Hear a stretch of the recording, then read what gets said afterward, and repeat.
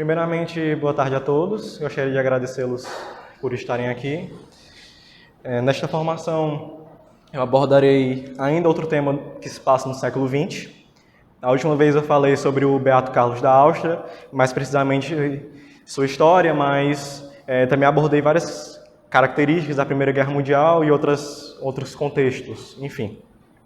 Nesta aqui, eu falarei sobre o Papa Pio XII e sua atuação como um amigo dos judeus durante a Segunda Guerra Mundial. Em relação ao contexto histórico no qual se passa essa época, nós vemos uma Europa extremamente conturbada. Depois da Primeira Guerra Mundial, países foram dissolvidos, como a Áustria-Hungria, o Império Turco-Otomano, o que gerou muitos conflitos por todo o continente europeu. Na Alemanha, saiu de um país quebrado, apesar de terem vencido a guerra, a Inglaterra e a França também não saíram muito bem. Basicamente, no fim da Primeira Guerra Mundial, de alguma maneira, todos os países que participaram dela, mesmo os vencedores, perderam. Isso gerou uma questão extremamente complexa em todo o mapa europeu. E a ordem política, no qual se passa todo esse período histórico, a ordem política do século XX, é extremamente influenciada pela ordem política do século XIX. No século XIX, nós temos um grande processo de industrialização que começa na Inglaterra. Quer dizer, a ordem do século XIX também é extremamente influenciada pelo século XVIII, onde começa a Revolução Industrial, o que influencia todo o desenvolvimento dos países europeus. No século XIX, nós temos dois acontecimentos que marcaram e influenciaram o século XX, que foram a unificação do Reino da Itália e a unificação do Império Alemão. Bom, durante muito tempo, os países mais antigos da Europa, que se unificaram de maneira mais rápida, como foi o caso de Portugal, Espanha, França e o Reino Unido, eles aproveitaram a situação para se desenvolver, conseguir várias conquistas territoriais ao redor do mundo, enquanto as regiões da Itália e da Alemanha ficaram divididas e apenas se unificaram no fim do século XIX. A Alemanha e a Itália surgiram como mais dois competidores no mercado europeu. Ambos os países queriam colônias, assim como o resto da Europa, porém eles chegaram tarde. A maior parte da África e de outros continentes já estavam divididos. Porém, mesmo assim, eles conseguiram certas partes, porém, toda essa disputa comercial que se deu na Europa gerou uma guerra, que no caso foi a Primeira Guerra Mundial. E no fim da Primeira Guerra Mundial, a Europa quebrada, a Alemanha humilhada, a Itália, apesar de ter sido uma potência vencedora, não termina bem, e termina extremamente rancorosa, porque não conseguiu todos os territórios que ela queria, como as ilhas do Mar Adriático, que após o fim da guerra pertenceram à Sérvia, que se tornou Iugoslávia, o que gerou muito atrito naquela região. Então, como eu disse, todo esse caos, vamos dizer assim, no continente europeu, gerou o campo perfeito para o início da Segunda Guerra Mundial. Nós temos o crescimento acentuado de movimentos nacionalistas, radicais, mais ainda do que da Primeira Guerra Mundial. Nós temos o fascismo, iniciado por Mussolini nos anos 20, ele conquista o poder na Itália, e depois o nacionalsocialismo na Alemanha. Bom, tudo isso influencia com certeza do que vamos tratar aqui, que é, afinal, a atuação de nosso Papa, nosso Santo Padre, durante o conflito mais sangrento da história da humanidade. Antes de iniciarmos, falar sobre o cardeal Pacelli, o Eugenio Pacelli, em si, eu gostaria de falar sobre a família dele. O Pacelli, ele vem de uma família de Roma, da parte da nobreza, da chamada nobreza negra de Roma, que era um conjunto de famílias da aristocracia romana, muito poderosas, enfim. O avô do Pacelli, o Marco Antonio Pacelli, chegou a Roma em 1819 para estudar direito canônico. Ele vem de uma família que é formada por advogados, especializados no direito canônico. E o avô de Pacelli, também foi conhecido como um dos conselheiros do Papa Pio IX, e também seu subsecretário. A família também teve muito envolvimento na política. O pai de Pacelli e seu irmão, principalmente o pai, teve muita atuação política na cidade de Roma. E seu irmão também se tornou advogado canônico, inclusive participou da cerimônia do Tratado de Latrão, em 1929, o que foi um tratado que institucionalizou a criação do Estado do Vaticano. Porque quando a Itália, em 1870, se unificou, ela roubou territórios da Igreja Católica, os chamados Estados Papais. Isso causou um litígio durante muito tempo entre a Igreja Católica e o Estado italiano, que tinha um cunho liberal durante a sua formação. Então, durante muito tempo, muitos papas se declararam como prisioneiros do Vaticano, recusando-se a sair, né, uma maneira de protesto. E isso só foi resolvido em 1929, com a assinatura do pontificado do Papa Pio XI e o governo de Mussolini. Né. No caso, Mussolini estava no poder, mas a Itália não deixava de ser uma monarquia. O rei Vítor Emanuel III, ele ainda participava da vida política. Mas ele era um rei fraco e Mussolini aproveitou essa situação justamente para crescer. E a família do nosso Papa Pio XII, ela sempre teve contatos com os judeus, principalmente durante a política local. Um episódio muito interessante que ocorreu durante esse processo foi que, em uma disputa que os liberais queriam tirar a cruz de um cemitério de Roma, judeus e cristãos, principalmente da família do Pacelli, o pai de Pacelli, se uniram contra essa decisão da retirada da cruz no cemitério. Mesmo os judeus, claramente, como nós sabemos, não acreditando em Cristo. E isso realmente marca boa parte da formação de Pacelli, porque desde o início ele teve uma formação que era caracterizada por um ódio ao antissemitismo. Ele sempre teve contato com os judeus e ele estudou numa escola do Estado italiano, uma escola bancada em Roma, né? E essa escola, que também, assim como o Estado era de cunho liberal, tinha muita participação de outros judeus. Então, desde cedo, o Pio XII já conseguia ter certas amizades entre os judeus, né? Talvez a amizade que mais tenha marcado a vida de Pio foi de seu amigo Guido Mendes, que era de uma família judia tradicionalmente médica, né? Muitos médicos, seus pais, participaram até na Inglaterra, enfim. Então, tudo isso realmente marcou a formação do Pacelli. Ele nasceu no dia 2 de março de 1876 e, como havia dito, ele estudou num colégio que o ajudou muito a produzir essa visão acerca dos judeus. Isso por si só já quebra o mito de ele ser um antissemita.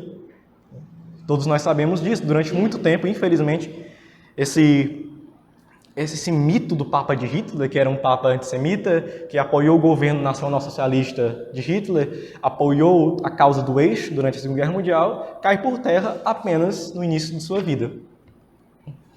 E ainda falando um pouco sobre o Eugenio Pacelli e a relação com os judeus, em 1938, um ano antes do início da Segunda Guerra Mundial, o governo italiano de Mussolini, que antes não tinha uma característica antissemita, na verdade ocorria o contrário.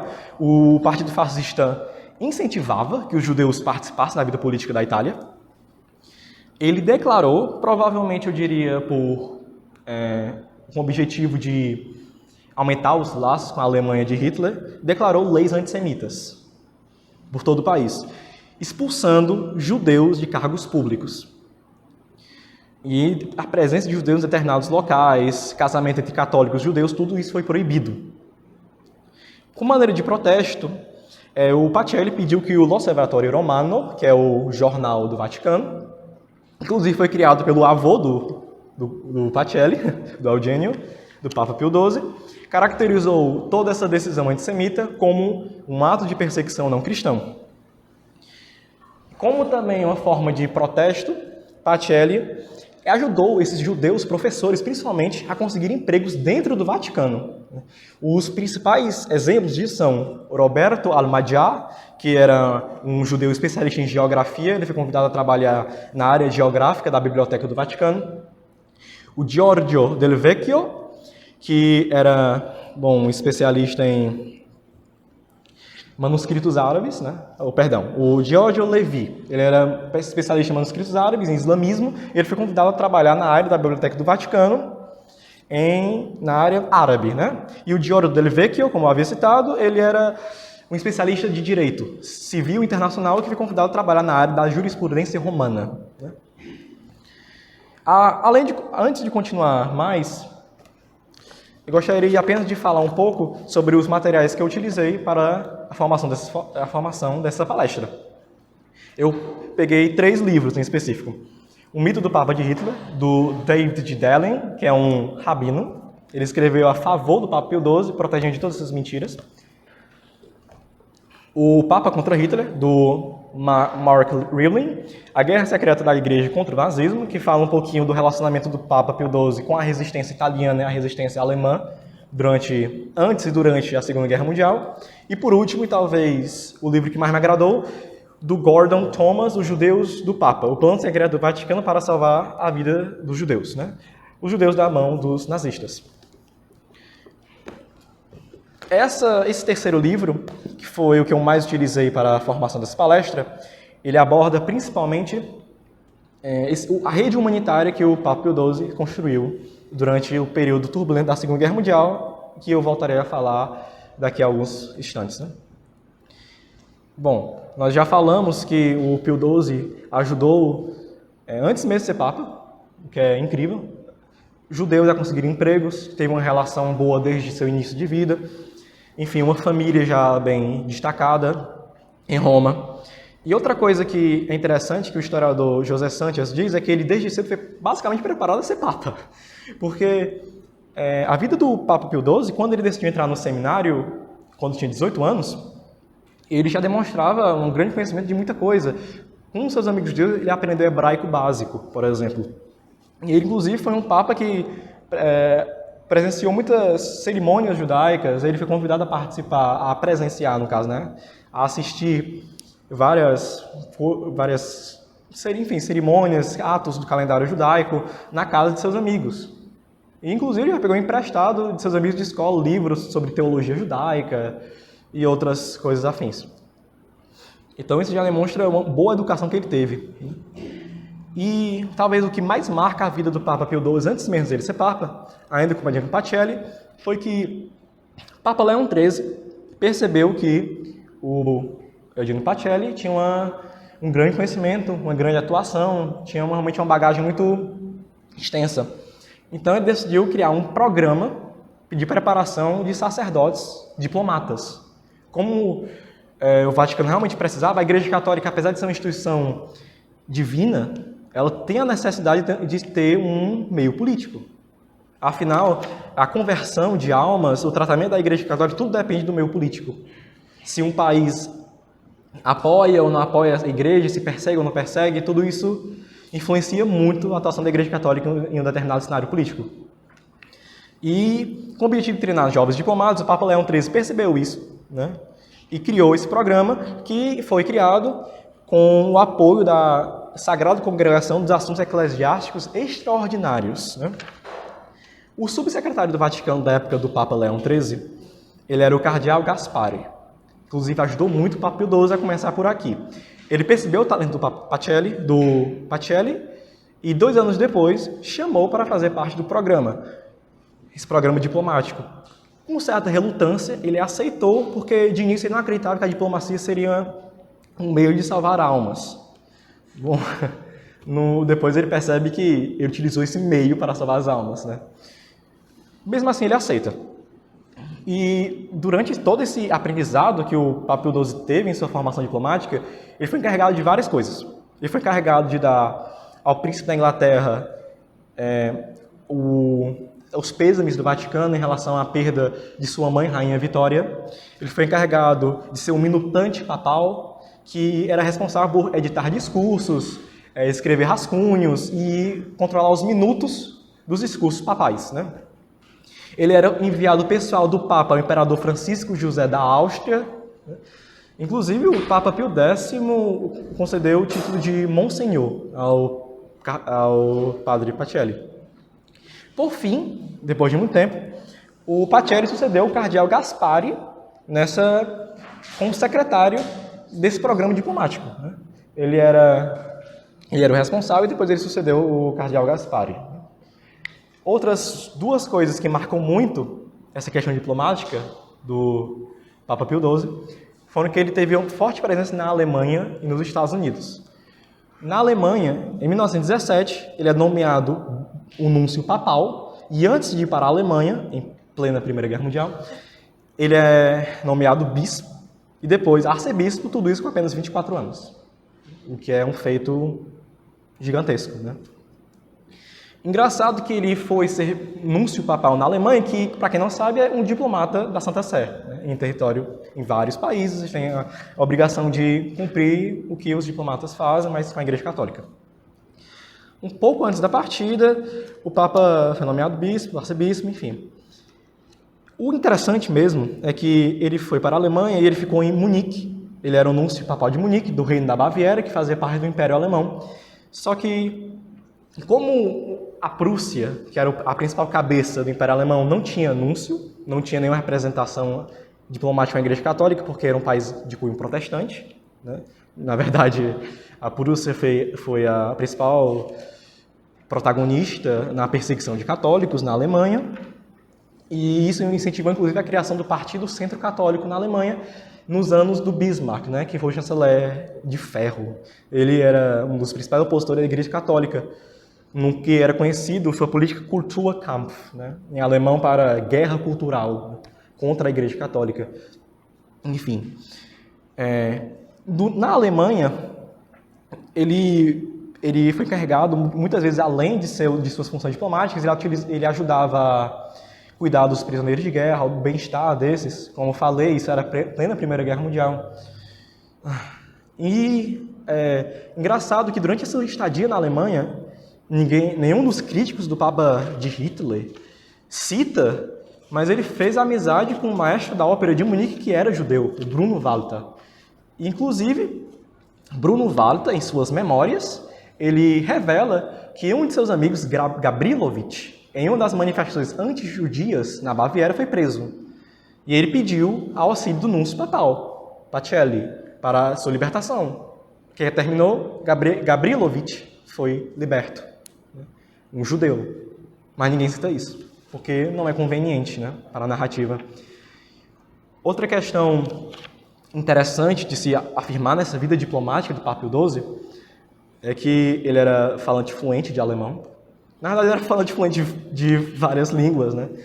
Ele falava francês, inglês, italiano, obviamente italiano, hebraico, aramaico, alemão, várias línguas. E outra coisa que marca sua vida diplomática é a sua visita aos Estados Unidos em 1936. Era a primeira vez que um subsecretário do Vaticano, subsecretário por quê? Ele passa na Alemanha 12 anos, 1917 até 1929, que é o ano da assinatura do Tratado de Latrão. Ele vai para Roma para justamente auxiliar nessa parte da assinatura com o governo italiano, e lá ele é nomeado secretário do Vaticano, né? Ele foi para os Estados Unidos como secretário e foi a primeira visita de um secretário de Estado do Vaticano ao país norte-americano, em 1936. Qual foi o resultado frutífero dessa visita? O presidente Roosevelt, seu segundo mandato, ele nomeou um diplomata que atuaria no Vaticano. No caso, um diplomata pessoal, né? Porque se ele fosse nomear um diplomata de fato representante dos Estados Unidos, formalmente, ele teria que ter a aprovação do Senado americano. Provavelmente isso não seria possível, então ele nomeou um pessoal, com o objetivo de iniciar relações mais amigáveis com a Igreja Católica, com o Vaticano. Isso foi um grande marco, né? Os Estados Unidos, que é um país protestante de berço, ter essa atuação graças a essa visita do Pacelli, enfim, e outros favores que ele prestou ao Roosevelt durante a sua visita aos Estados Unidos, que ele se agradou muito. Ele diz que os Estados Unidos foi um dos países que ele mais gostou de visitar, o Pacelli. Ele visitou várias universidades católicas, seminários, conventos. Inclusive, ele ajudou a silenciar um padre que difamava muito o presidente Roosevelt, a pedido do Roosevelt. Ele não sabe muito sobre isso, o que ele falou para esse padre, mas depois dessa visita do Papa, do secretário Pacelli, ele cessou essas transmissões que prejudicavam muito o presidente dos Estados Unidos, com um viés não muito verdadeiro, né? Uma das principais críticas que os opositores do Papa Pio XII atribuem é que ele auxiliou, ele ajudou na formação da concordata, né? Essa concordata. O que seria uma concordata, no caso, né? A concordata, que foi firmada em 1933 entre a Alemanha nazista e o Estado do Vaticano, a Igreja Católica, ela tinha o principal objetivo de proteger os direitos dos católicos na Alemanha. E ela não foi proposta pelo Vaticano, foi proposta por Berlim. Berlim que mandou, enfim, demonstrou interesse em firmar o concordata. As concordatas são tratados internacionais que a Igreja Católica firma, pelo menos firmava, não sei hoje em dia, com o objetivo de proteger o direito dos católicos em vários países, né? E, inclusive, o século XIX é conhecido pelo século das concordatas, justamente pelo alto número de tratados internacionais que a Igreja Católica firmou com vários países. E eles, como diz aqui o livro, negociaram acordos tanto com monarquias constitucionais quanto com ditaduras revolucionárias. Principalmente com ditaduras revolucionárias. Afinal, se a Igreja Católica não tivesse um diálogo com países que não tinham uma posição favorável à política católica, com certeza seria pior, né? Seria pior. E como a concordata tinha justamente esse objetivo de garantir as liberdades, os direitos individuais dos católicos, a Alemanha também firma esse acordo com o Terceiro Reich. No caso, outro motivo que realmente contribuiu para essa assinatura foi que ela foi proposta pela Alemanha, não pela Igreja Católica. Se ela fosse recusada, sabe-se lá o que aconteceria aos católicos da Alemanha. E apesar do Pacelli demonstrar que ele não era muito a favor desse acordo, não era nem muito a favor, que não estava muito feliz, essa é a palavra certa, não estava muito feliz com esse concordato com Berlim. Ele ainda assim, isso durante o papado do Papa Pio XI, ainda assim foi firmado. E como eu disse, se não ocorresse, provavelmente aconteceria o pior, até porque durante as semanas de discussão, de diálogo entre Berlim e o Vaticano, vários padres, conventos, seminários foram presos e fechados, justamente com o objetivo de pressionar a Igreja Católica para que isso fosse firmado. Com certeza o Hitler queria que esse acordo fosse firmado com o objetivo de propaganda. A Igreja Católica, ele realmente utilizou essa propaganda. A Igreja Católica legitimiza o governo, o meu governo, né? O meu governo nazista. E realmente ele fez essa afirmação. Só que em 2 artigos publicados pelo Observatório Romano, Pacelli replica, ao dizer, abre aspas, a Igreja simplesmente negociou um tratado, nada mais. Fecha aspas. Justamente por isso. E nós temos outra questão muito delicada, eu diria que é a maior manifestação da Igreja Católica contra o nacionalsocialismo, né? Que em 1937, o Papa Pio XI publica a encíclica Mitbrennen Sorge. Inclusive, essa encíclica foi escrita em alemão, o rascunho dessa encíclica... em português é com ardente preocupação, né, a tradução. Sim. Né? É uma encíclica papal, né? Em 1937. O Papa Pio XI publicou essa encíclica, só que o rascunho foi feito pelo Pacelli, né? Bom, a encíclica condenava o nacionalsocialismo, só que ela não condenava diretamente, seria pior. Porque se a Alemanha já fez tantas atrocidades com os católicos durante toda a concordata e outros episódios, imagine se a encíclica papal, de fato, um papa falasse publicamente contra o governo do Hitler. Isso seria, consequências inimagináveis. Eu já vou ler um trecho dessa encíclica, não agora, eu vou esperar um momento mais oportuno, né? Agora a gente citou, né, sobre o início da vida do Pacelli, a vida diplomática e também muitas coisas em relação à Alemanha nazista. Inclusive eu gostaria de falar sobre uma citação da Concordata, que realmente simplifica bem a razão da Igreja Católica de firmar esse acordo com a Alemanha. A menos que o Vaticano buscasse uma acomodação, abre aspas, Hitler talvez nacionalizasse a Igreja como Henrique VIII tinha feito outrora na Inglaterra. Enquanto isso, o nazismo tinha ele mesmo tornado-se uma igreja. Sua filosofia é de fato uma religião, afirmou o cardeal Faulhaber. Tinha ritos sacramentais próprios, batismo, crisma, casamentos, funerais. Mudou a quarta-feira de cinzas para o dia de Odin, o dia da Ascensão para o dia do martelo de Thor. Coroava a árvore de Natal não com uma estrela, mas com suástica. Os nazis até fizeram a afirmação blasfema de que Adolf Hitler é basicamente tão grande quanto Cristo. Então, eu não tenho nem palavras para descrever isso. Os nazis afirmavam que Hitler era tão grande quanto Hitler. Ou Hitler era tão grande quanto Cristo, o próprio Cristo, nosso Senhor. E, de fato, a igreja tinha razões para temer isso. Na Inglaterra, foram absurdas as consequências depois da Reforma Protestante. Padres presos, principalmente as terras da Igreja Católica roubadas, assim como na Alemanha. Então, eu teria medo, se fosse naquela época, de pensar o que aconteceria. Agora, eu gostaria de explicar um pouquinho sobre a eleição papal do Papa Pio XII, que é deveras interessante. No dia 10 de fevereiro de 1939, no ano em que a Segunda Guerra Mundial começa, Sua Santidade Papa Pio XI, ele, infelizmente, é chamado por Deus, né? Felizmente. No leito de morte do Papa Pio XI, ele, inclusive, faz com que Pacelli conversasse com ele sobre a importância de combater o antissemitismo que crescia tanto na Alemanha e na Polônia. Ou seja, a última conversa que Papa Pio XI teve com seu secretário de Estado foi sobre o antissemitismo, basicamente. Bom, né?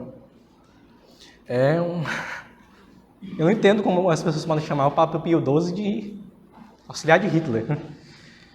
Após 9 dias, né, nós temos o chamado Novendiale, né?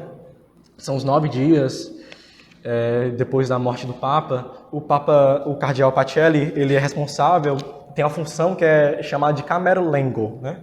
Que é aquele que organiza todo o funeral do antigo Papa, entra em contato com os países para informar a morte, com o povo, enfim. Inclusive, o Pacelli entra em contato com o Ministério das Relações Exteriores do Reino da Itália, justamente para informar o Mussolini da morte do Papa Pio XI. E é engraçado, o ministro, que era o Tiano, ele fala com o Mussolini sobre a morte do Papa e ele dá ao Vaticano as condolências do Estado italiano, porém, por debaixo dos panos, o Mussolini diz: finalmente aquele velho homem obstinado se foi. Papa Pio XI, como citei, a encíclica com ardente preocupação, o Mito Reina das Org, foi publicado durante seu pontificado. Ele era famoso por totalmente se opor ao fascismo, ao nazismo de Hitler. E também era famoso por esquiar, né? Ele tinha hobbies bem diferentes para um Papa. Então, com certeza, Mussolini ficou feliz na morte do Papa Pio XI. A questão é que eles não esperavam o Papa Pio XII. Né? Inclusive, durante as entrevistas que os jornalistas queriam saber em relação à opinião dos cardeais sobre o próximo Papa, havia um cardeal específico, que era o cardeal Pucci, que falava que não, os cardeais não querem outro Pio XII, a Igreja Católica não quer outro Pio XI. Nós precisamos de um Papa que não seja político, enfim, esse tipo de coisa. Era um cardeal que gostava muito de oferecer as fofocas para os jornais. Né? O Pacelli não gostava nada de falar com os jornalistas, não só o Pacelli, né? O Vaticano em si, porque desde sempre o jornalismo, enfim, os meios de comunicações foram utilizados para atacar a Igreja Católica, então qualquer informação que eles dessem, mesmo que fosse verídica, seria alterada a fim de propaganda Então, era melhor que os cardeais realmente não falassem nada. Porém, esse cardeal, ele era um fofoqueiro. Como eu disse, né? A votação do próximo Papa, ela começa no dia 1º de março, né? O Papa Pio XI morre no começo de fevereiro e a votação seguinte começa em março. E na primeira votação papal, o Pacelli já liderava. E logo em seguida, o Luigi Maglione, que futuramente vem a ser o secretário de Estado do pontificado do Pacelli, do Papa Pio XII, ele vinha em segundo plano, né? Houve uma segunda votação, Pacelli ainda liderava, e na terceira votação, ele conseguiu o número necessário de 49 votos e tornou-se o sucessor de São Pedro. Às 17 horas em ponto, os cardeais votaram pela terceira vez, atingiram a maioria exigida de 49 votos, e Papa Pio XII se tornou o sucessor de São Pedro. No dia 12 de março, Papa Pio XII foi coroado.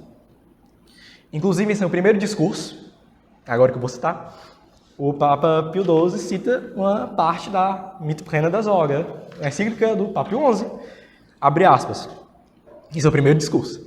Quem quer que exalte a raça, o povo, ou o Estado, ou uma forma particular de governo, ou os depositários do poder, ou qualquer outro valor fundamental da comunidade humana, por mais necessários e honráveis que sejam estes valores e as funções que desempenham no âmbito das coisas mundanas, quem quer que eleve estas noções acima do valor devido e as divinize ao ponto de idolatria, distorce e perverte a ordem do mundo planejado e criado por Deus.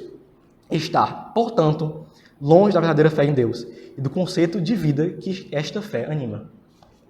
Claramente era uma declaração de guerra ao nacional-socialismo e ao fascismo, que haviam ambos. O nazismo é de berço antissemita, né? E mais tarde o fascismo se torna também antissemita. Então, a Alemanha não gostou nada disso. Inclusive, durante o funeral do Papa Pio XI, houve só um representante do membro diplomático da Alemanha, que era o Herbert Kappler, né? Só ele. E também havia outros países, né? O general Franco estava lá, da Espanha, o rei Carlos III da Romênia, o rei Leopoldo III da Bélgica, outros países da América do Sul também, né? E dos Estados Unidos, enfim. Só que a Alemanha teve uma presença bem tímida no funeral do Papa Pio XI para disfarçar que estavam comemorando lá, né? E quando o Papa Pio XII é coroado Papa, péssima notícia para eles, né? Veio para eles pior, né? E engraçado que antes mesmo da Segunda Guerra Mundial começar e de toda a construção dessa rede humanitária que o Papa Pio XII fez, havia uma primeira conexão humanitária que havia sido construída por ele em 1938, um ano antes da guerra, que ela havia sido feita justamente com o objetivo de tirar os judeus da Europa depois da famosa Kristallnacht, né, a Noite dos Cristais, que foi quando Hitler perseguiu várias instituições judias, queimou livros, vários judeus foram mortos. Isso incentivou justamente que os judeus fossem embora o mais rápido possível, não só da Alemanha, mas também da Europa. E essa primeira conexão humanitária, pelo Papa Pio XII, antes mesmo dele ser Papa, em 1938, um ano antes da guerra. Inclusive, depois que ele virou Papa, uma das primeiras funções, uma das primeiras ordens que ele deu foi reunir os cardeais alemães, ou de países de língua alemã, justamente para falar sobre o nazismo. Enfim, justamente a preocupação tão grande que ele tinha, e a guerra era inevitável. Em agosto de 39, no dia 24, o Papa Pio XII faz um discurso clamando para que as nações repensem as suas condutas, para que uma guerra seja evitada, outra guerra na Europa, que com certeza foi, né, e para a época eles tinham certeza que seria ainda mais devastadora que a primeira, mas, bom, todo mundo fez ouvido de mercador, ninguém ligou. Principalmente a Alemanha. Com certeza. E o Papa XII realmente temia isso, ele sabia da profecia de Nossa Senhora de Fátima, em 1917, na época da Revolução Comunista, outra guerra, que o comunista se espalharia pelo mundo, a gente for falar de comunismo, nós já vamos tocar um pouquinho nesse assunto. Início da Segunda Guerra Mundial. 1º de setembro, a Alemanha invade a Polônia. Eu nem consigo descrever a sensação dos europeus, né, com essa notícia. Né?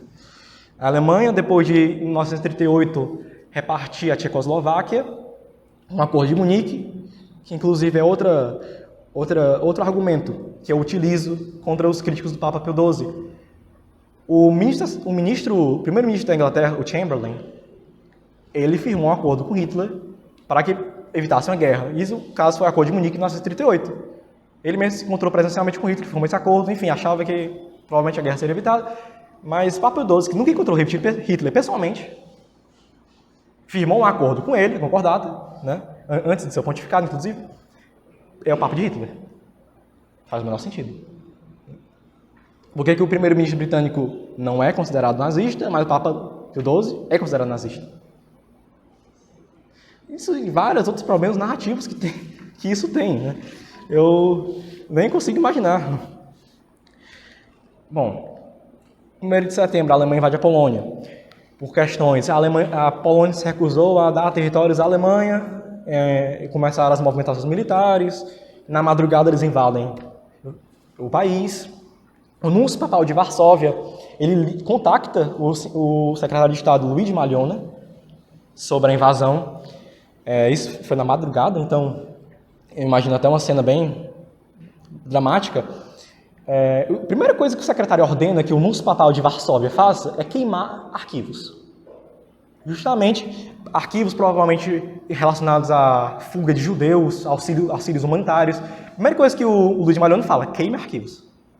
E esconda o maior número possível de judeus em abrigos, todos os lugares possíveis. Justamente porque o exército alemão se aproximava. Bom, não é à toa, a Polônia não chega a resistir. E outras ordens foram emitidas. O Papa ele é informado sobre a invasão. A primeira coisa que ele faz é ir rezar. A irmã Pascalina, grande amiga do Papa, ele conheceu a Pascalina na Suíça, porque ele foi mandado para lá para ser tratado por problemas de saúde, o Papa Pio XII, né, ainda como bispo. E eles se conheceram. Depois que ele saiu e foi para a Alemanha, ela foi direcionada a ser a sua governanta na residência diplomática em Munique. E depois, quando ele virou Papa, ela foi direcionada a ser sua governanta já nos aposentos papais. Eles realmente são exemplo de amizade católico. A Pascalina gostava muito do Papa Pio XII e, com certeza, o sentimento era mútuo da parte do Papa. E a Pascalina, ela acorda as outras freiras ao saber da invasão, convocando-os para rezar. Inclusive, ela fala, não, vamos, o nosso mundo está mudando. Rezar, porque nunca, pelo menos para a época, não sabia o dia de amanhã. Realmente, de 1939 a 1941, esses anos são caracterizados por várias vitórias do eixo. Eu não duvido que, daquela época, muitos países políticos, até as pessoas comuns, pensassem que, de fato, o eixo venceria a guerra. Justamente por conta dessas vitórias. E depois da invasão alemã, né, honrando seu pacto de não agressão, a União Soviética invade a metade da Polônia, metade oriental. Com a desculpa de proteger as minorias bielorrussas e ucranianas que habitavam aquela região. Porque, antigamente, a Polônia, pós-fim da Primeira Guerra Mundial, ela não era um país homogêneo, né? Não habitava apenas poloneses, habitavam ucranianos, bielorrussos, e mais na parte oriental. Com a desculpa de proteger esses povos, a União Soviética invade. Né? Mas, na verdade, eles queriam pegar todos aqueles territórios que eles haviam firmado com a Alemanha nazista num acordo chamado, popularmente, Pacto Molotov-Ribbentrop. Né?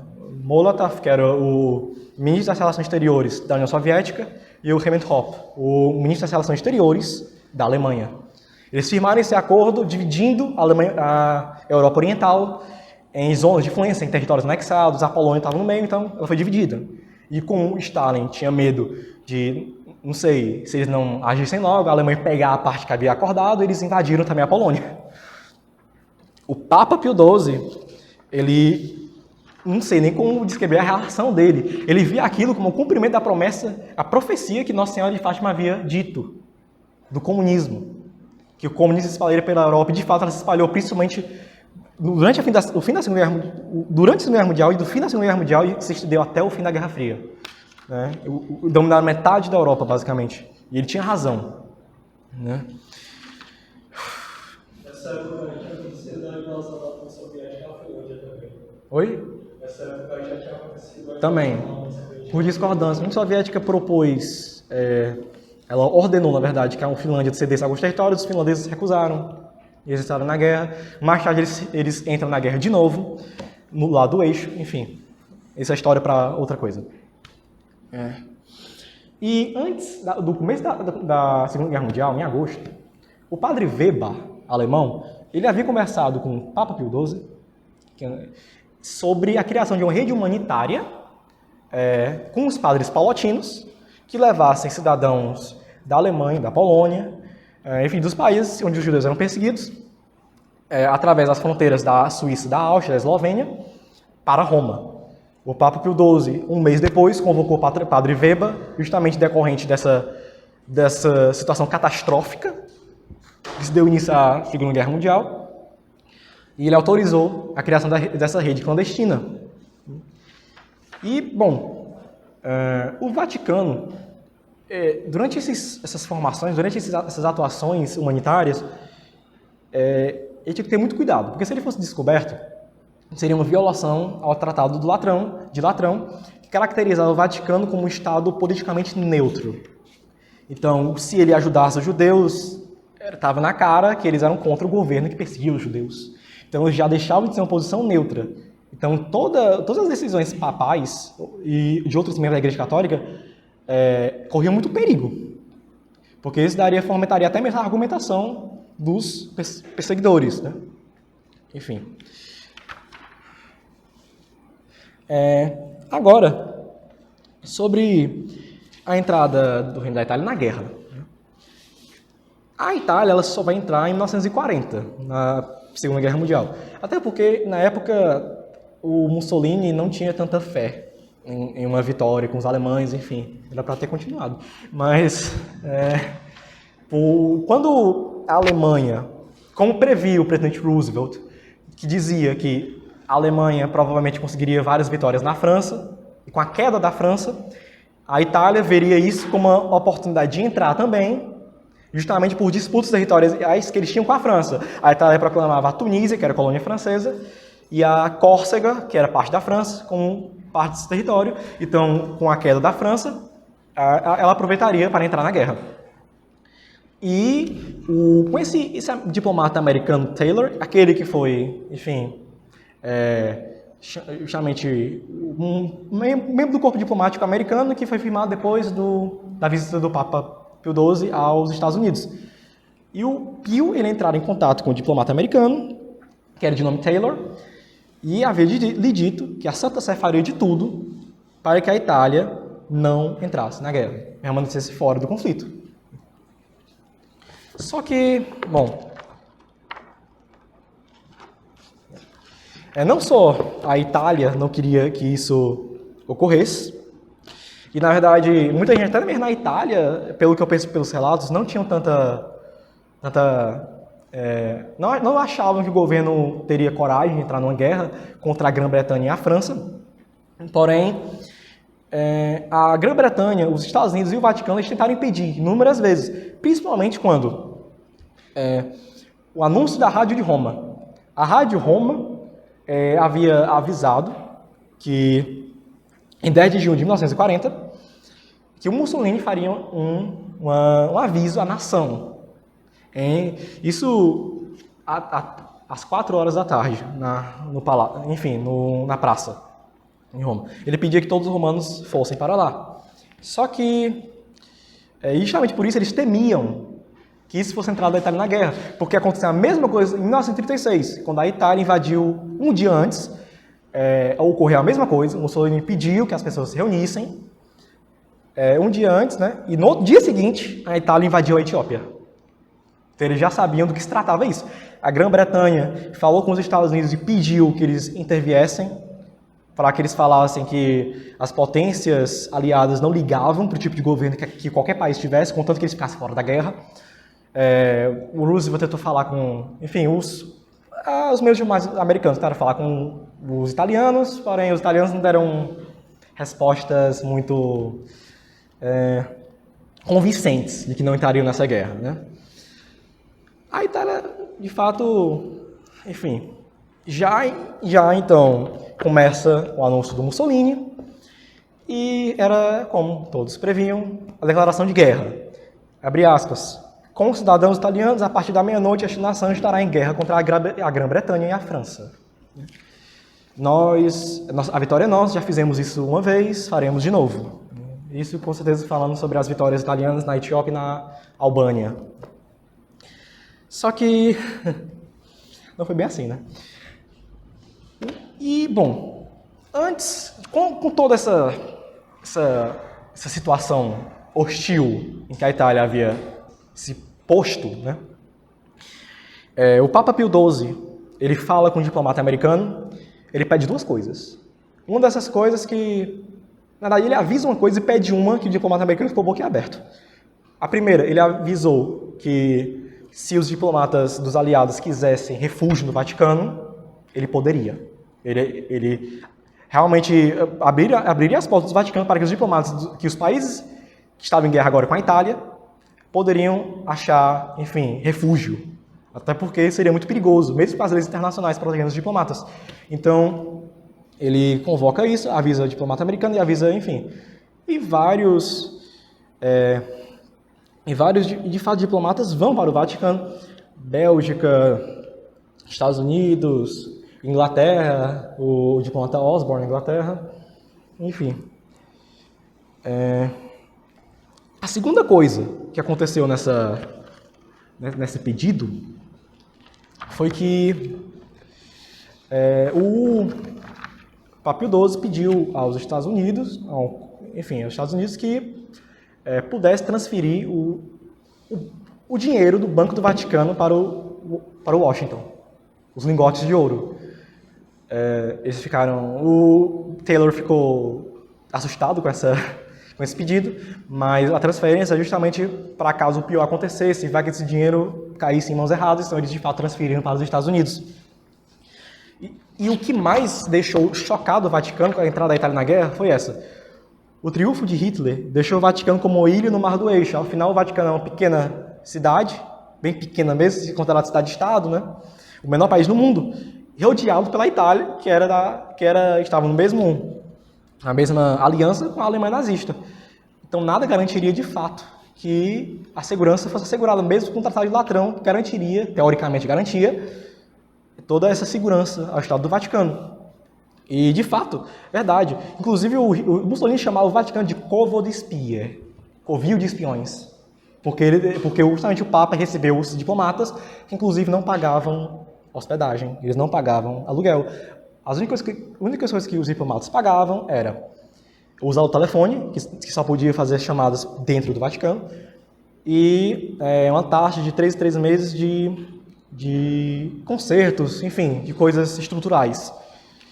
O triunfo de Hitler deixou o Vaticano como uma ilha no Mar do Eixo. Em junho, quando a Itália entrou na guerra do lado da Alemanha, Pio ofereceu aos diplomatas dos aliados um refúgio em sua cidade-estado, onde Osborne, diplomata britânico, se sentia como um animal aprisionado. Mussolini chegava a Santa Sé com seus inúmeros diplomatas como um covil de espiões e arrotava que poderia invadir o Vaticano a qualquer hora. Mas, graças a Deus, não permitiu isso. Então, de fato, essa posição extremamente delicada, onde o Vaticano se encontrava, era pesado, para dizer o mínimo, né? Você é neutro, mas claramente apoia um lado, e é contra outro, mas você é rodeado para o seu lado que é contra. Inclusive, o Papa Pio XII, durante toda essa situação, ele convocou o Ugo Foa, que era o representante dos judeus de Roma, e disse a ele que o Vaticano não abandonaria os judeus. Que, inclusive, o Ugo Foa e o Rabino Maior de Roma, o Israel Zolli, eles foram convidados pelo Papa Pio XII a cerimônia de funeral ao funeral do Papa Pio XI.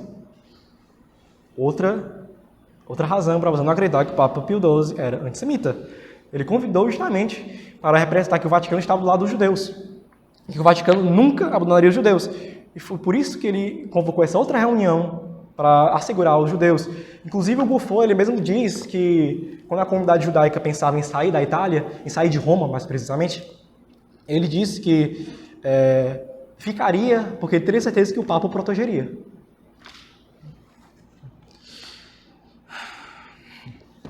Bom, a Rádio do Vaticano e o jornal,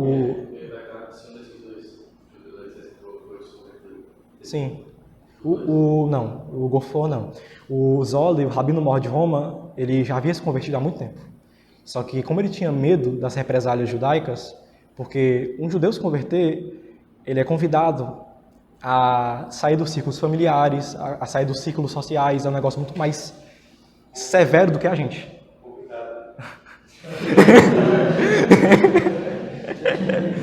Eu sei. Quando um judeu se converte, é muito difícil para ele, né? Então, desde muito tempo, o Rabino Mor de Roma ele frequentava missa, claro que ele ia às escondidas, né? Ele inclusive, como ele tinha muito medo, ele prometeu a si mesmo que se converteria, anunciaria sua conversão, no caso, né? Quando tudo isso acabasse, a guerra. E de fato ele o fez. Quando a guerra acabou, ele anunciou sua conversão ao catolicismo, e justamente o que ele previa aconteceu. Os judeus elaboraram uma excomunhão, ele foi proibido de ter convivência com outros judeus, membros familiares. Foi difícil para ele e para sua esposa, mas é melhor você desobedecer às pessoas do que desobedecer a Deus, né? As consequências são inimagináveis, eternas, na verdade. O Papa, enfim...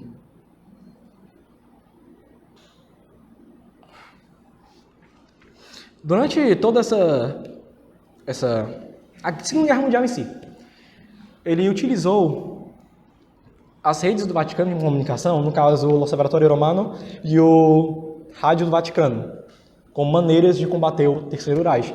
Ele, diariamente, enfim, toda vez que ele podia, porque assim, o Papa Pio XII ele tinha, como cabeça da Igreja Católica, ele tinha contato com os núncios papais. Os núncios papais ofereciam constantemente relatórios, falavam sobre a caçada dos judeus nos países ocupados pela Alemanha e na própria Alemanha. Então, ele publicava todos esses relatórios no Observatório Romano, divulgava na Rádio de Roma, na Rádio do Vaticano, a Rádio de Roma era fascista. Enfim, inclusive... o Papa Pio XII ele chegou mesmo a encontrar um ministro das Relações Exteriores da Alemanha, o Joachim von Ribbentrop, né? Que era nazista. Enfim, ele se encontrou com ele, o Ribbentrop não entendia como é que o Papa era contra a Alemanha, enfim. E o Papa Pio XII protesta. Ele o convidou justamente para falar sobre as atrocidades que a Alemanha havia cometido na Polônia e dentro do próprio país. Ele falava que o Ribbentrop falava que era propaganda aliada. Enfim. Só que o Papa Pio XII retrucou né, essa afirmação, dizendo que era propaganda, com os relatórios dos núncios. Ele mostrou os relatórios, citou cada um, e, de acordo com o The New York Times, ele descreveu a saída do Ribbentrop do Vaticano como se ele estivesse de cabisbaixo. Basicamente, o Papa Pio XII não poupou salivas, né, para, como é que eu vou dizer, atacar, enfim, acabar enfim, apesar do Papa Pio XII sempre teve muito cuidado em relação aos ataques, até porque, inclusive, o Mito de Pablo Dito, ele fala que muitas vezes os próprios judeus pediam para a Igreja Católica ficar calada. Porque se eles falassem alguma coisa, aconteceria a mesma coisa com os padres holandeses durante a guerra. Eles foram contra a deportação dos judeus e foram mortos. Não só os padres, mas como os alemães amavam, inclusive eles fizeram isso em um dos ataques da resistência. Não sei, 6 judeus mataram, ou pelo menos foram contra decisões do Estado. Então eles matam 12. Já me para servir de exemplo. Eles fizeram isso muito. Por isso que os judeus, eles mesmos pediam que os padres, os membros da igreja ficassem calados. E justamente por isso, apesar do Papa Pio XII publicar essas atrocidades, ele sempre tinha cuidado quando ele mesmo ia falar. Ele sempre usava termos gerais, não falava judeus, ele falava outras coisas às vezes, né? E... Lembra o discurso que posteriormente o Paulo II ia fazer na Polônia comunista, que ele falava exatamente. O partido usava termos assim, sabe? Gerais, genéricos. Inclusive aqui, sobre a deportação em massa de judeus, né? Tá aqui, uma publicação do Papa. Durante todo o verão de 1943, o Papa Pio continuava a expressar seu horror em relação ao destino dos judeus. No dia 2 de junho, usou a Rádio Vaticano para advertir que qualquer ser humano que fizer a distinção entre judeus e outros seres humanos é infiel a Deus. Em ataque direto a Hitler, ele disse: aquele que conduz o destino de nações não deveria esquecer que, apesar de ostentar a espada, não é senhor sobre a vida e a morte. 7 dias mais tarde, depois, Goebbels se gabou, dizendo que Berlim agora se livrou dos judeus. O Papa escreveu um longo texto em alemão, o Papa Pio XII falava fluentemente alemão, sobre os direitos desse povo. Foi lido em transmissão do Rádio Vaticano. Em julho, o Papa fez uma transmissão radiofônica para os judeus iugoslavos, dizendo que continuaria a rezar por eles, porque cada ser humano vem com a marca de Deus. É impressionante, né? Mas como disse, né, esse aparente, entre muitas aspas, silêncio, pegou mal, inclusive até mesmo para os próprios aliados. Durante a invasão, se não me engano, foi a invasão da União Soviética. Os aliados pediram que o Papa falasse contra, e o Di Maglione disse: nós não precisamos, o mundo todo já vai condenar. Porque seria muito perigoso falar sobre isso. Né? Não sei se vai falar sobre isso, mas tem uma teoria de que esse mito, né, do Papa de Hitler surgiu como soviético. Surgiu. Não vou falar sobre isso porque isso daria uma formação inteira. Eu tenho uma história inteira sobre isso. Eu tenho, inclusive, um dos livros que eu tenho, eu vou recomendar para vocês, Desinformação, é o nome do livro. Foi escrito por um ex-membro da KGB. Não, no KGB não. Ele era da inteligência romena. Na época era comunista, né? Ele escreveu, um dos capítulos que ele dedica sobre o Papa, que é todo esse mito do Papa de Hitler foi a operação psicológica do Kremlin. Quando, no fim, ele morre em 58, Papa Pio XII. Como os soviéticos diziam, o morto não se defende, né? Então, o Pravda, que era o jornal estatal russo, ele publicou uma série de artigos estranhos falando sobre como o Papa era antissemita. E depois aquela peça, o Papa de Hitler, em Berlim, foi, enfim, que por trás tinha um dedo soviético. Essa coisa de informação também aconteceu com o Tcheco. Fala que é antissemita também, mas totalmente o oposto do que ele é. Com certeza. Ai. Não, mas foi a União Soviética também falou do Tcheco, então Foram inimigos, né? Com jornalistas.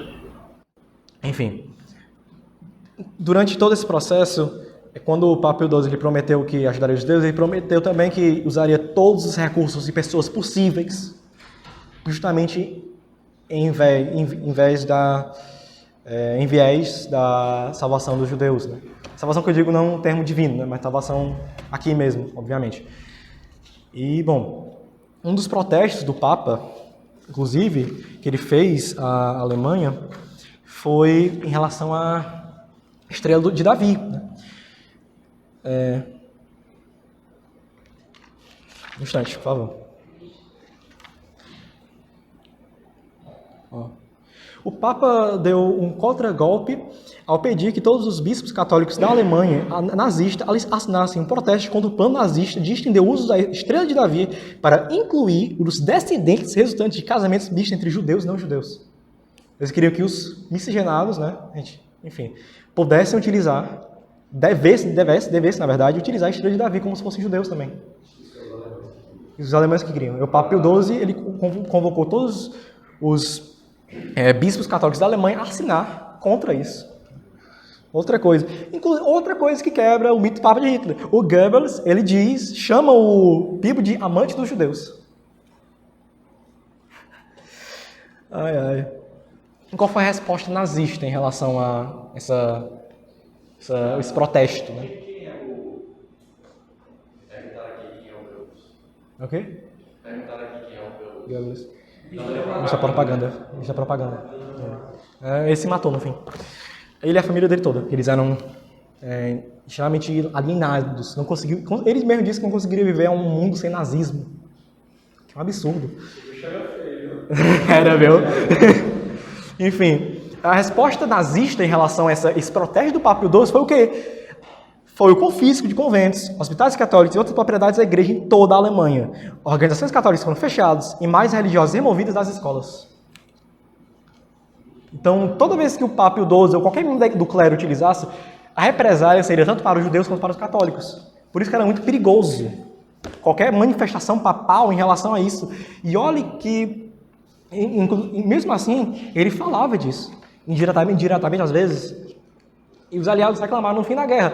E qual foi a resposta do Papa Pio em relação a isso, né? Ele disse...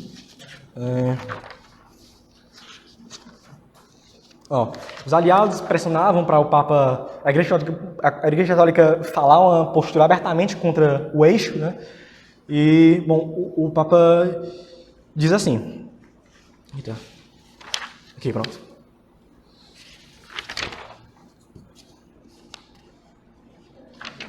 Tá aqui. Se eu denunciasse os nazistas citando o nome de cada um, como vocês desejam, e a Alemanha perdesse a guerra, os alemães de todas as partes teriam a impressão de que eu contribuíra para a derrota, não só dos nazistas, mas da própria Alemanha. Para o povo alemão não ser capaz de fazer a distinção entre os nazistas e sua terra natal, só seria humano na confusão e na angústia da derrota. Não posso me dar ao luxo de me dispor com tantas pessoas de fé. Além disso, se eu denunciasse os nazistas pelo nome, teria de, em nome da justiça, fazer o mesmo em relação aos bolcheviques, cujos princípios são impressionantemente parecidos. Vocês não gostariam que eu dissesse tais coisas sobre um aliado seu, ao lado de quem estão engajados atualmente em uma luta de morte. Papa Pio XII. Ele disse em resposta às pressões aliadas. Ele falou que, basicamente, ele falou, se os aliados queriam tanto que ele denunciasse as alemãs, ele também teria que denunciar os soviéticos pelos crimes de guerra.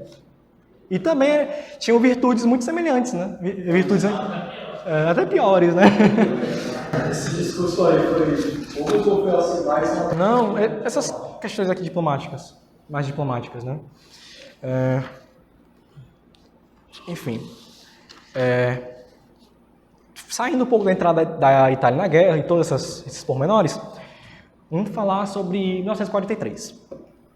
Julho de 1943, mais precisamente. Como eu disse, 39 a 41 é marcado por uma incessante vitória do eixo, né? Itália consegue fazer um bom cerco à ilha britânica de Malta. De fato, eles são prejudicados, né? Os britânicos. Eles invadem a Grécia, depois não sai muito bem. Eles invadem o Egito, também não sai muito bem. Mas a Alemanha, pelo menos, tinha conseguido várias vitórias. Na França, a queda da França.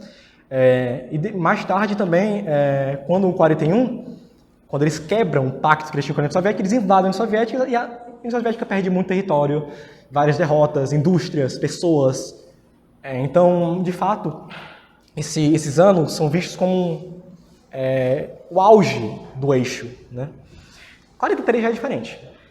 41, depois, com os sucessos da invasão Barbarossa, né, que foi a maior invasão da história da humanidade, para quem não sabe, os alemães começam a retroceder, os soviéticos começam a conseguir reconquistar os territórios. A Itália estava mais lascada do que já estava no início. Bom, tudo apontava para o fim da guerra do lado dos aliados. Inclusive, os próprios alemães sabiam disso. E principalmente o alto comando alemão, que tinha uma resistência do próprio alto comando alemão. Dentro desses membros próximos do Hitler, havia pessoas que eram contra, ou que antes já eram contra, né, e formaram resistências secretas, ou que, com o passar da guerra, passaram a saber que não teria como a Alemanha vencê-la. Então, eles passaram a fazer parte desses grupos. E, inclusive, Papa contra Hitler, esse livro aqui, ele fala sobre a relação do Papa Pio XII com essas resistências. Eu não vou me aprofundar muito nisso, porque daria uma formação inteira, é muita coisa. Mas, basicamente, o Vaticano serviu como um meio de comunicação entre a resistência e os aliados. A resistência alemã, principalmente, não queria dar um golpe sem que os aliados assegurassem que a Alemanha, que eles não interviessem na Alemanha, que eles aceitassem os tratados propostos depois.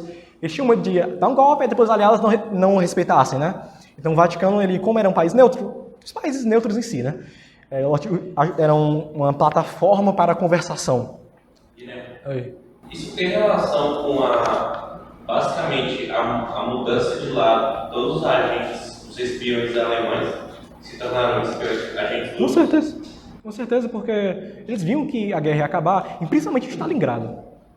Em Stalingrado, que os nazis com certeza queriam a vitória por conta da propaganda, uma cidade com o nome de Stalin, e eles achavam que ia ganhar porque uma parte da batalha eles controlavam 90% de toda a cidade. Os soviéticos venceram porque eles tinham recursos, né? Porém, em Stalingrado eles perdem, dão um primeiro passo para trás, mais outros passos para trás, até que os soviéticos já estão começando a bater no território da Alemanha, né? Então, muita gente mudou de lado. E já viu a merda que ia dar, né? Eles queriam mudar de lado justamente para não sofrer as consequências depois, ou porque queriam salvar a Alemanha o máximo que pudessem, né? De uma intervenção. Então, essa era a visão de muitos membros da resistência, né? Em que, inclusive, encontraram no Vaticano uma possibilidade de comunicação com a Grã-Bretanha, principalmente, e a resistência italiana, particularmente, com os Estados Unidos, né? Eu não posso falar muito disso, porque é muito conteúdo, desse só livro, daria uma formação inteira, como eu disse, e não é o propósito dessa formação. O propósito dessa formação é falar sobre o auxílio que o Papa prestou aos judeus, não só aos judeus, como outras perseguidas pela máquina de guerra nazista. Enfim, voltando a 43. Ocorre, em 19 de julho, aviões americanos bombardeiam Roma. A guerra, como muitos diziam, Roma ainda não sentia os horrores da guerra. Nenhum bombardeio tinha chegado lá. O norte da Itália sentia, porque era o coração industrial do país. Então, os bombardeios se concentravam lá, né? O sul não era tão importante. Depois, né? Depois ele vira importante quando os aliados invadem o sul da Itália.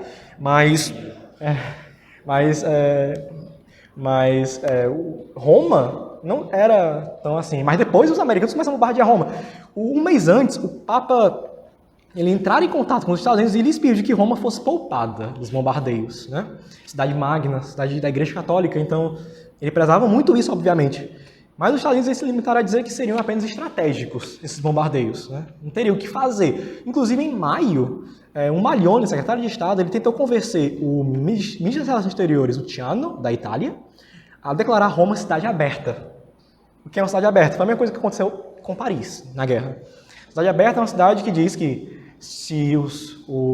não resistiria à ocupação, não seria montada nenhuma defesa militar lá, seria uma cidade que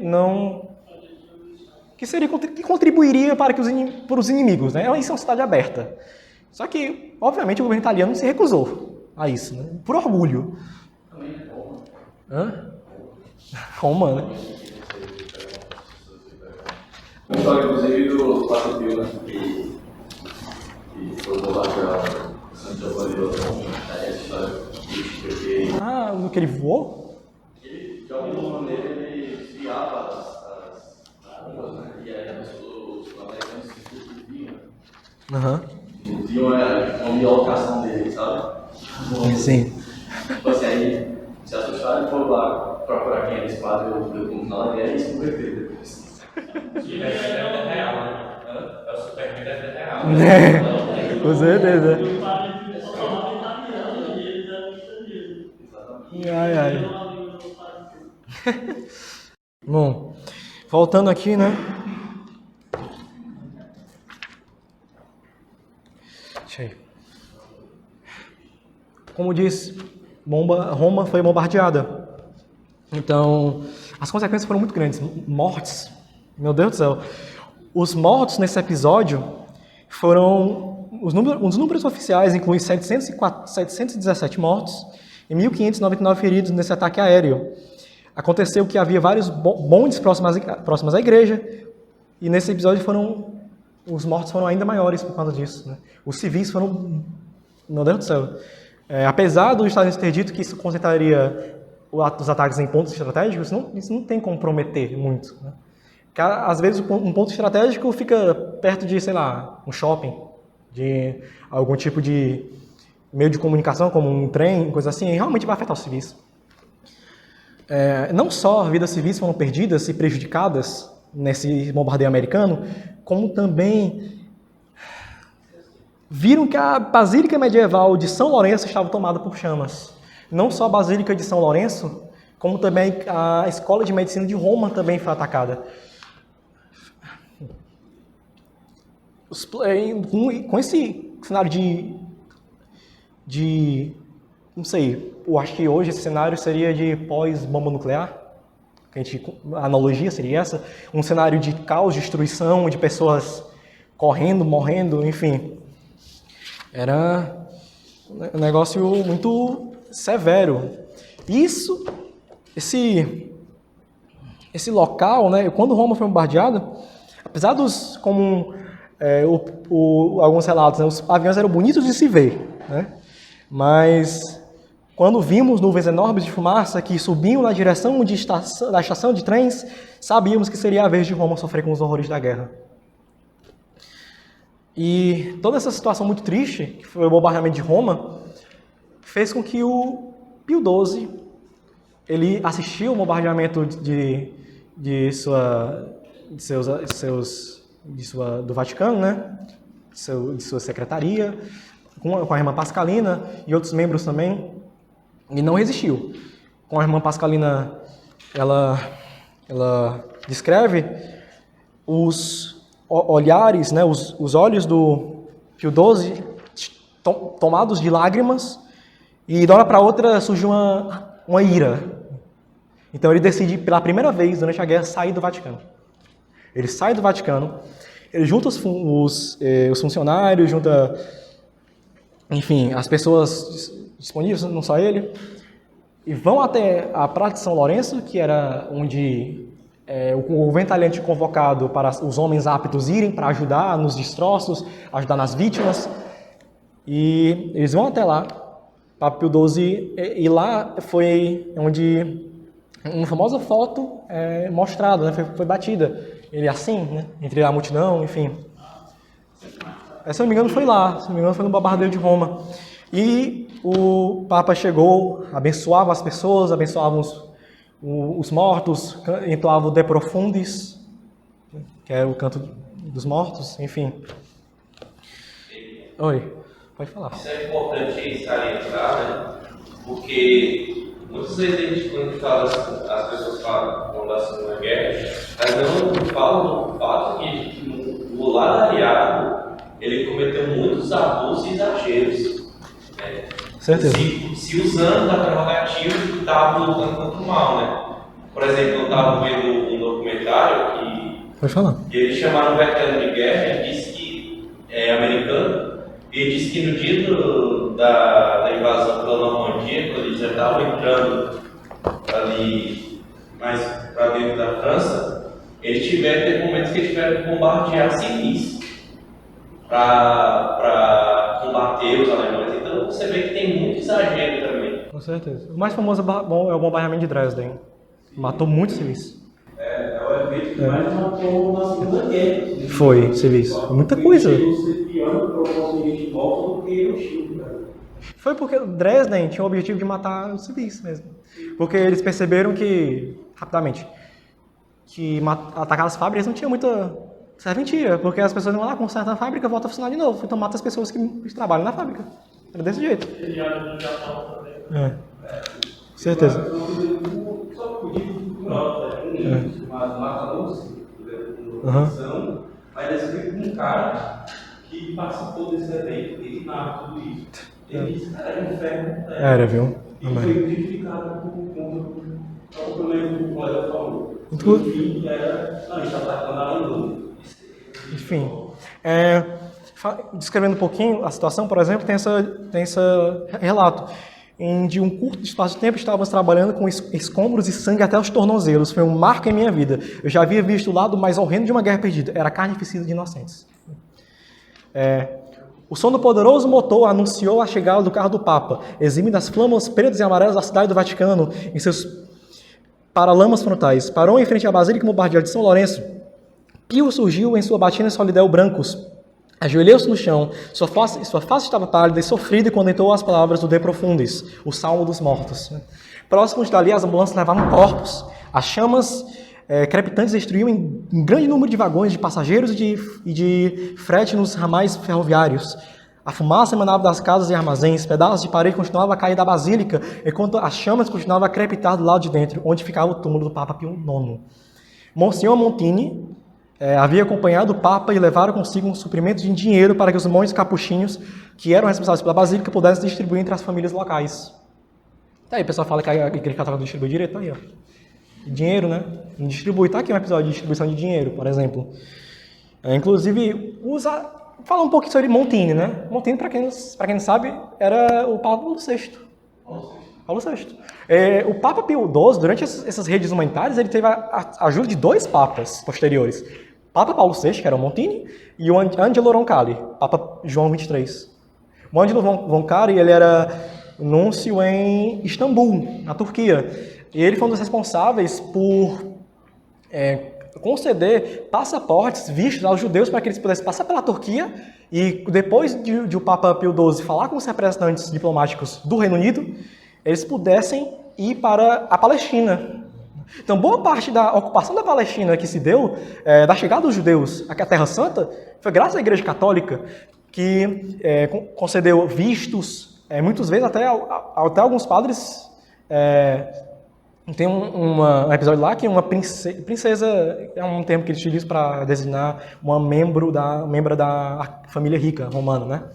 Que ela aprendeu a falsificar documentos e ajudava justamente nisso, né? Inclusive o Guido Mendes, que era um amigo de infância do Papa Pio XII, ele foi com sua família para a Palestina graças ao Papa. Ele arranjou os vistos, falou com os diplomatas britânicos e com a ajuda do Angelo Roncalli também levou muitos judeus para o Oriente Médio. Não só para o Oriente Médio, mas para Canadá, que também era do domínio britânico, os Estados Unidos, que também mantinha um acordo bem próximo, a Santa Sé tinha uma relação muito amigável nos Estados Unidos para a época, e outros países da América do Sul também, né? É uma questão muito incrível. Essa é a palavra certa, né? Incrível. E todas as proximidades controladas era a igreja só tentando cuidar dos filhos dela e, além disso, não só os católicos, muitas vezes. Tá aqui, ó. Ela tinha um contato com a Alemanha que era para proteger. A igreja tem que proteger todo mundo ali, né? Então, assim, na Alemanha e... Enfim, continuando aqui, porque ainda falta muita coisa. Enfim, é isso, né? Então, nesse bombardeio de Roma, o que acontece? Qual é o fruto desse bombardeio, né? Nada mais nada menos que a destituição de Mussolini. Mussolini tinha ido para a região do Vento se encontrar com os alemães, os membros do governo fascista disseram que era melhor ele desacordar alguns acordos com os alemães, porque seria benéfico para tanto a Itália quanto a Alemanha, só que ele fez o contrário, na verdade falou que a Itália continuaria na guerra. E, bom, ocorreu a destituição depois. Ele voltou para Roma. Quando ele voltou para Roma, o conselho fascista disse que teria uma reunião, ele achou que era só sobre os bombardeios mesmo, mas na verdade era só uma votação contra ele. Mussolini foi posto para fora, né? Isso gerou um caso muito grande. Na verdade, fazia tempo que os italianos estavam descontentes. Essa é a verdade, né? E isso contribuiu para a sua derrota, né? Enfim. O Mussolini é destituído, a Rádio Romana anuncia sua renúncia, e em setembro de 43 a Itália anuncia um armistício com os aliados, né? O que enfureceu Hitler. Hitler invade a Península Itálica e ele chega a Roma, inclusive os relatos são extremamente horrendos, porque muitas freiras ligaram para o Vaticano dizendo que durante esse avanço alemão a Roma, muitos lugares protegidos pela Igreja Católica, pelas propriedades da Igreja Católica, foram violados. O Tratado de Latrão foi violado pelos alemães. E foi uma situação muito tensa. E agora, Bom, os alemães invadiram a Itália estava dividida em duas e Roma caiu nas mãos dos alemães.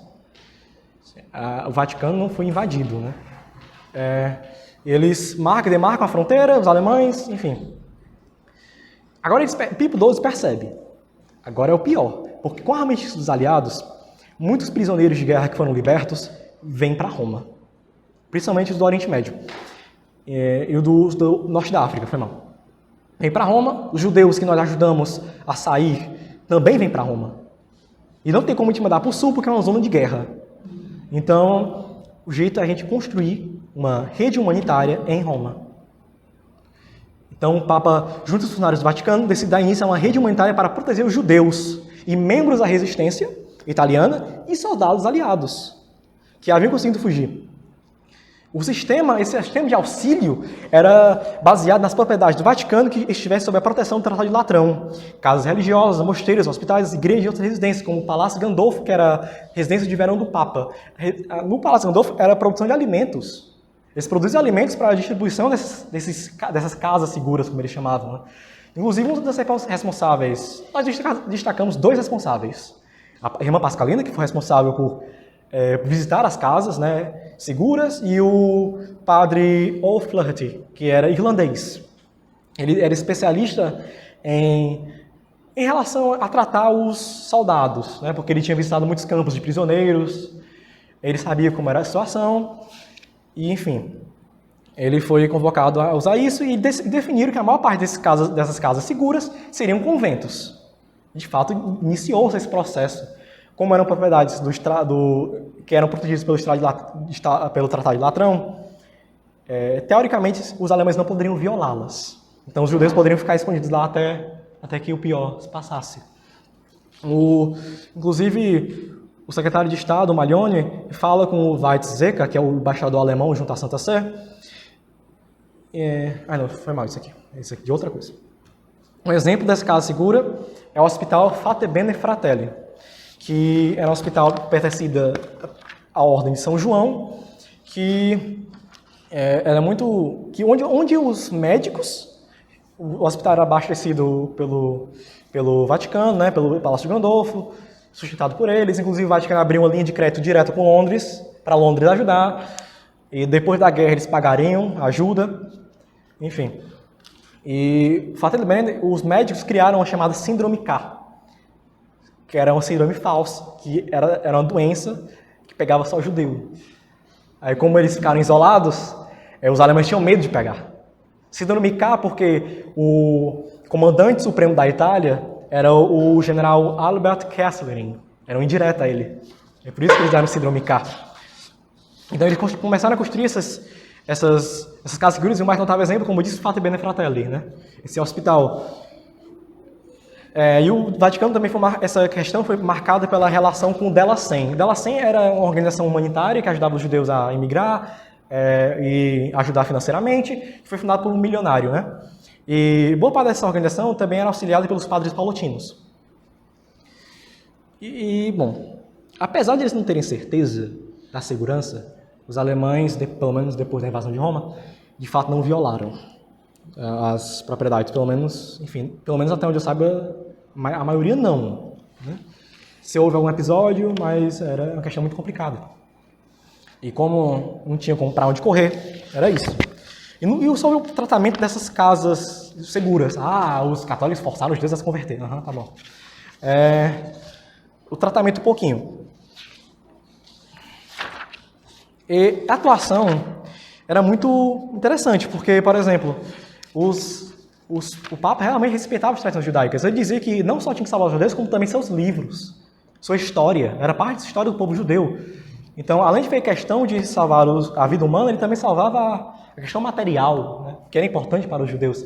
Em uma das casas seguras é discutido que a abadesa deu a ideia à irmã Pascalina, quando a irmã Pascalina percorreu as propriedades, dizendo que há uma área subterrânea onde os antigos cristãos se refugiavam dos romanos.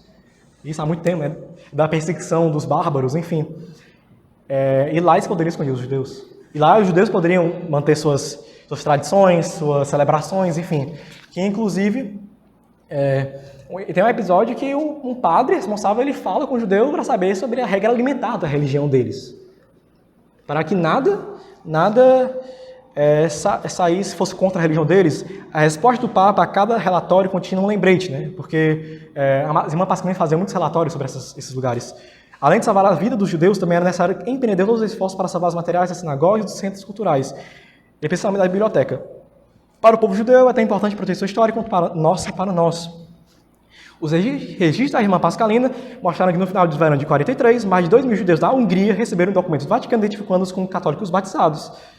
Enfim. A irmã Pascalina, inclusive, fala que as freiras, as madres superiores, estavam muito felizes em receber, pelo menos a maioria, em receber os judeus.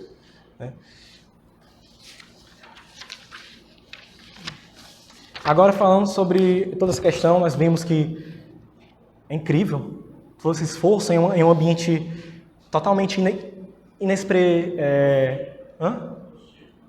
não dá para prever, imprevisível, um ambiente totalmente hostil, né? O Papa conseguiu montar uma rede humanitária para que os judeus ficassem seguros. Apesar de nem todos os judeus foram salvos, porque muitos não gostavam porque tinham medo de conversões forçadas, enfim, esse tipo de coisa. E nós temos um episódio, o ouro dos judeus.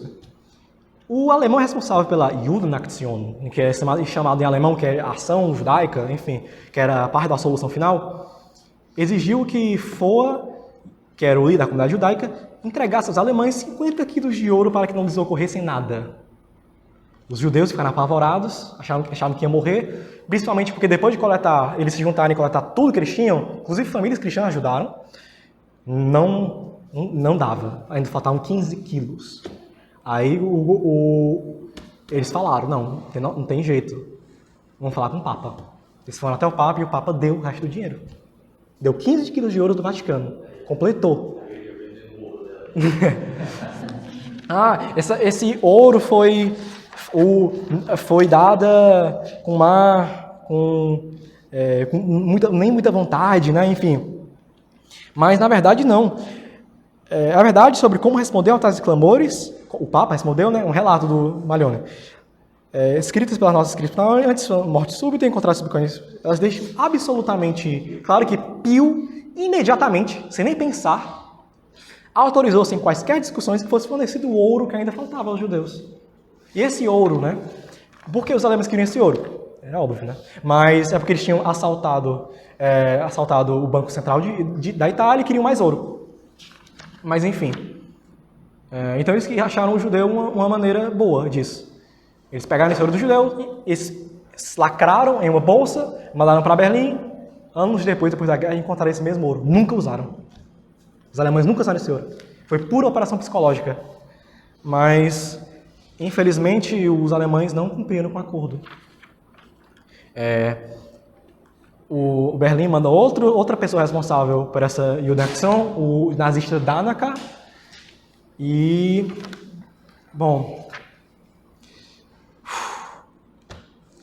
eles iniciaram uma operação de pega dos judeus, né? De captura aos judeus, em 2 de outubro, né?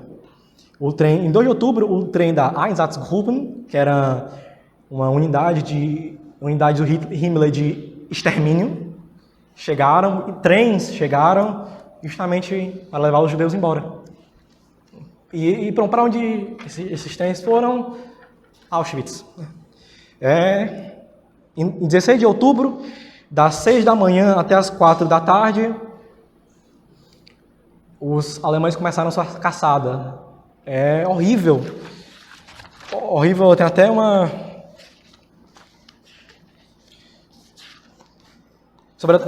um relato da deportação em massa. De uma porta de entrada na Via del Tempio, várias mulheres com crianças são empurradas bruscamente em direção à rua. As crianças estão chorando em todos os cantos, escuta-se um choro de cortar o coração e os suplícios às vítimas, enquanto os assassinos, alguns violentos, alguns indiferentes, cumprem suas tarefas sem qualquer sinal de piedade humana. Um grupo de pessoas, em sua maioria mulheres e crianças, é empilhado dentro de um caminhão. Tudo isso parece uma cena saída do purgatório. Os judeus do Fratelli Bene Fratelli, do hospital, viram toda a situação. Imagina o pensamento dele, eles estavam a salvo, mas os que estavam fora não. O Malione fala com o embaixador Weizsäcker para saber dessa questão, saber o que estava acontecendo. O Weizsäcker disse que não sabia de nada, de fato ele não sabia, porque o Weizsäcker ele fazia parte de uma resistência secreta contra Hitler. E ele não sabia dessa situação, né? De outra reunião, eles tiveram outra reunião, né? E o secretário de Estado Malione exigiu a interrupção dessa operação. Mas os alemães, obviamente, não quiseram. Eles foram aprisionados no local, os judeus, o Collegium Militaris de Roma, que estava abandonado, né? O Vaticano ele enviou uma carta de desaprovação à ação alemã ao escritório do general Stahl, que era o Stadtkommandant, que significa comandante de cidade, né? Ele era o responsável por Roma. Bom, não deu em nada. Infelizmente não deu em nada. Mas o que eles conseguiram, o Papa realmente tentou. Ele realmente tentou salvar esses judeus. Não é à toa que ele reúne pessoas, bispos, inclusive o bispo Rudal, que eles assinam uma carta, que justamente essa, né, eles enviam essa carta de desaprovação, e mais tarde eles exigem, como eles não podiam exigir, realmente eles tentaram, mas não conseguiram a saída dos judeus, a libertação dos judeus, eles conseguiram pelo menos a libertação dos judeus miscigenados, que eram chamados de Mischlinge, que na comunidade judaica, apesar deles viverem no gueto, entre a comunidade judaica, eles não eram vistos como judeus, porque eles eram miscigenados, de casamentos de diferentes religiões, às vezes alguns, de fato, nem proclamavam a fé judaica, mas mesmo assim eles foram capturados, né? E o Papa, o bispo vai, nesse local, né? E ele consegue, o bispo Dalo, né? Ele consegue a libertação, pelo menos desses miscigenados. Realmente eles tentaram. Realmente o capítulo é grande sobre essa parte, né? Mas dá para ver que realmente o Papa tentou. Mas infelizmente nem todos foram salvos. Vocês podem até pensar que esse bispo Rudal é bonzinho, né? Porque ele participou, só que o bispo Rudal, ele é responsável por redes de fuga de nazistas para a América do Sul. Ele era nazista. Ele só participou disso porque ele queria voltar ao círculo social do Papa. Aí depois da guerra, são descobertas as ações dele de auxiliar os nazistas, ele é banido do Vaticano. Inclusive, esse bispo Rudal, ele passou o resto da vida criticando o Papa. Puro remorso. Né? Mas eles conseguiram libertar esses miscigenados, o que é uma grande coisa já. E fora os judeus, que eles haviam conseguido salvar, que não foram capturados, né? Nas casas seguras. Agora, saindo um pouco disso, nós temos a libertação de Roma.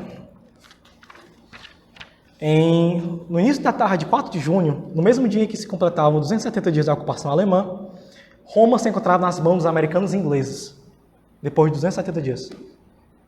Finalmente, os ingleses e os americanos conseguiram penetrar as defesas italianas e alemãs na península, eles libertaram Roma. O Papa, finalmente, a Igreja Católica se viu livre disso. Era óbvio que a Alemanha já ia perder, os soviéticos já batiam a porta, os franceses a França já ia se libertar, enfim. Era toda uma questão bem interessante. A Alemanha estava sufocada de todos os lados e a guerra, basicamente, na Europa já havia acabado. Roma libertada e os judeus finalmente precisaram sair das casas seguras da Igreja Católica. Finalmente em liberdade. É impressionante. Agora, aqui, saindo do fim da Segunda Guerra Mundial, né, os judeus são salvos, pelo menos os que foram protegidos pelo Papa, né, conseguiram, e realmente tiveram a coragem de ir até as casas seguras, porque alguns até, como eu disse, né, tinham medo de conversão, esse tipo de coisa, mas os que foram salvos, graças a Deus. Inclusive, em 58, né, em 45, né, o dia 20 de novembro de 1945, uma coisa que prova a ajuda do Papa aos judeus, o Papa recebeu em audiência 80 representantes libertados de vários campos de concentração do Terceiro Reich, que foram vê-lo para agradecer por sua ajuda em salvar a vida de judeus. O próprio Rabino Maor de Roma, o antigo Rabino Maor de Roma, que é aquele que se converteu, falou que o Papa seria acusado, porém os judeus saberão que sempre o Vaticano sempre assegurou que ajudará os judeus. Deveríamos ser gratos por isso, diz ele. Sei que muitos padres morreram em campos de concentração por atender o seu pedido de se manter os judeus a salvo, principalmente Dachau, que era um campo famoso por ter padres, próximo a Berlim. Bom, no dia 9 de outubro de 1958, o Papa Pio XII foi chamado por Deus.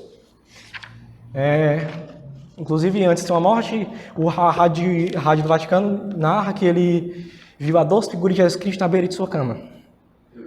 A doce figura de Jesus Cristo à beira de sua cama. O que realmente é verdade. No dia 19 de dezembro de 2009, o Papa Bento XVI declarou o Papa Pio XII como venerável. Se Deus quiser, um dia ele será canonizado. Agora, vocês até perguntam, né? Quantos judeus foram salvos, né? Eu diria que isso é uma estimativa muito difícil de fazer, porque há de considerar os judeus que foram salvos antes da guerra, daquela primeira rede humanitária, conseguiram fugir da Europa, e outros judeus, no decorrer da guerra, conseguiram também fugir e não necessariamente foram para casas seguras, né? Então, imagino como seja difícil estipular o número de judeus salvos pela Igreja Católica. Porém, Pinchas Lapide, um ex-diplomata israelense, declarou em seu livro Três Papas e os Judeus que a Igreja Católica sob Pio foi fundamental para salvar pelo menos 700 mil judeus, mas provavelmente 860 mil judeus da morte certa se caíssem nas mãos dos nazistas. É um número imenso. Como eu disse, é muito difícil de estipular, mas pelo menos isso, 700 mil e provavelmente 860 mil. É muita gente. Não sei nem como a pessoa tem coragem de chamar este homem santo, esse homem caridoso, de antissemita, de nazista.